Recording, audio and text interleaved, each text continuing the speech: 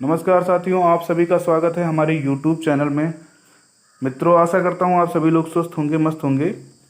और आज आइए हम लोग चर्चा करते हैं कॉन्स्टिट्यूशन ऑफ इंडिया के बारे में, यानी भारत के संविधान के बारे में।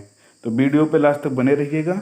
अगर आपने हमारा चैनल सब्सक्राइब नहीं किया तो चैनल को एक बार सब्सक्राइब करके बेल आइकन जरूर दबा दीजिएगा। The Constitution of India is the supreme law of India.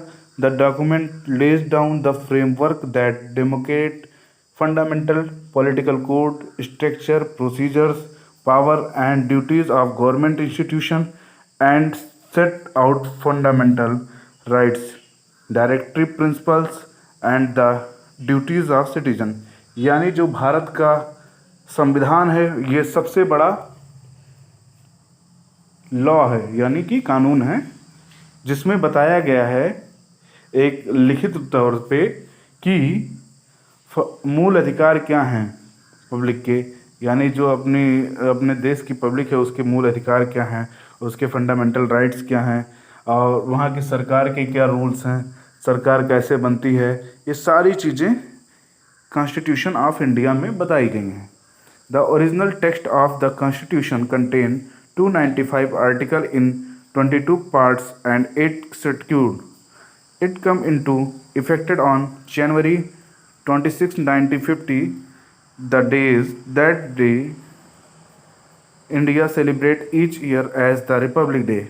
The number of articles has since increased to 448 due to 100 amendment, यानी कि जो अपने यहाँ का संविधान है उसमें 295 अनुच्छेद हैं, 22 भाग हैं और 8 शेड्यूल हैं, जो कि 26 जनवरी 1950 को बनाया गया था।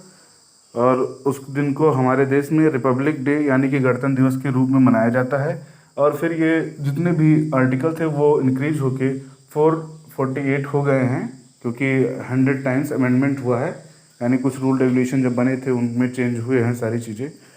तो आइए जानते हैं हम लोग इनकी टेक्निकल डेफिनेशंस के बारे में। The document containing law and rule which determine and describe from the government, यानी संविधान एक दस्तावेज है जो हमारे यहाँ के कानून और रूल रेगुलेशन को डिस्क्राइब करता है गवर्नमेंट की तरफ से। The relationship between citizen and government is called constitution, और जो भी समन्वय है हमारे पब्लिक के बीच में और हमारी सरकार के बीच में, वो स्थापित करना भी हम कॉन्स्टिट्यूशन के अंडरटेकिंग में जानते हैं। अकॉर्डिंग टू पैट्रिक हेनरी एक जाने माने व्यक्ति थे।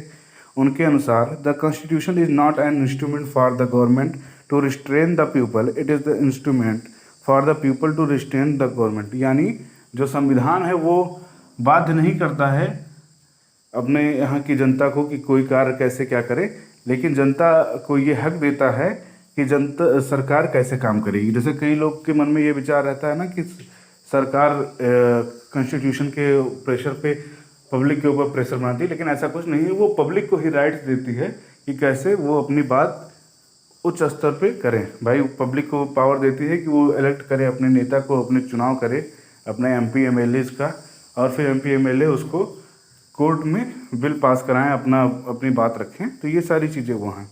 अब आइए जानते हैं रोल ऑफ कॉन्स्टिट्यूशन, यानी जो रोल है कैसे, मतलब ये सारी चीज़ें होती हैं।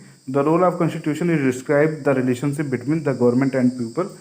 जो रोल है हमारे कॉन्स्टिट्यूशन का, वो डिस्क्राइब करता है relationship between government and people, यानी जो पीपल हैं और जो गवर्नमेंट है उनके बीच के संबंध को। अब जैसे कैसे, तो द गवर्नमेंट में जैसे हम लोग जानते हैं लेजिस्लेटिव होता है जो लॉ बनाता है, जुडिशरी होता है जो इंटरप्रेट करता है, एग्जीक्यूटिव जो होते हैं वो इन्फोर्स करते हैं।